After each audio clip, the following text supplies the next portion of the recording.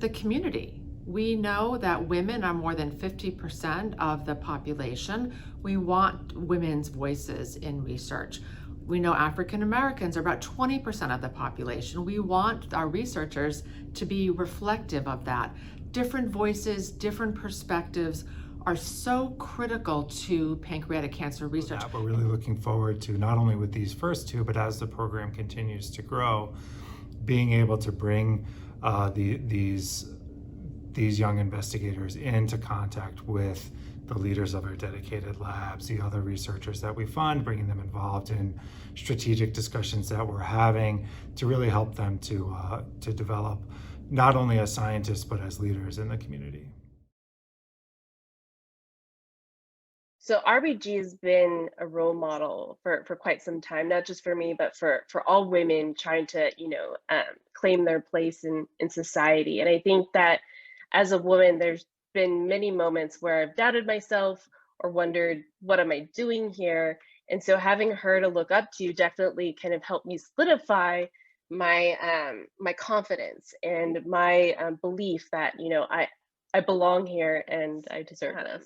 Being able to see yourself in the other leaders in the field, I think, is what can help bridge this gap and increase the diversity, both in the pancreatic cancer research field, but science in general, because we really are our most creative and our most productive in a diverse environment. And so having this award really uphold those values and show that they're incredibly important to our community, I hope is going to encourage and support other young women trainees.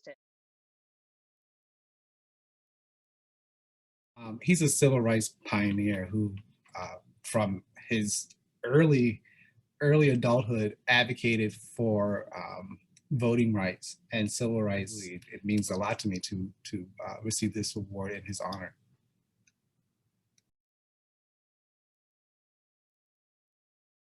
When I decided to go work on cancer as a graduate student, it was actually at the same time that my father was diagnosed with pancreatic cancer. And so during my PhD, he actually passed away. And it really cemented in my mind my desire to do something positive with this kind of really negative personal experience that I had with the disease. I've had family members recently pass from this disease. My aunt passed on Inauguration Day on January 20th. So it was a celebratory day for the country, but it was a sad day for my family. I've had a cousin passed recently from pancreatic cancer. So it's, I've seen how quickly this disease progresses and how it affects not only the individual who has the tumor, but everyone around them. Work for the RBG Award is going to focus on the fundamental mechanisms by which pancreatic cancer metastasizes to the liver. And so we have this hypothesis that pancreatic cancer changes the types of sugars that it relies on when it becomes metastatic, and that by targeting these changes in these sugar molecules, we can actually either prevent or dramatically reduce metastatic spread. That's essentially the project that I proposed to the Lustgarten Foundation, which we're going to now do in honor of Congressman John Lewis, and also for me in honor of my aunt. Just that there is a sugar monocyte axis, or more specifically a TN antigen NGL axis in cancer that leads to increased immunosuppression.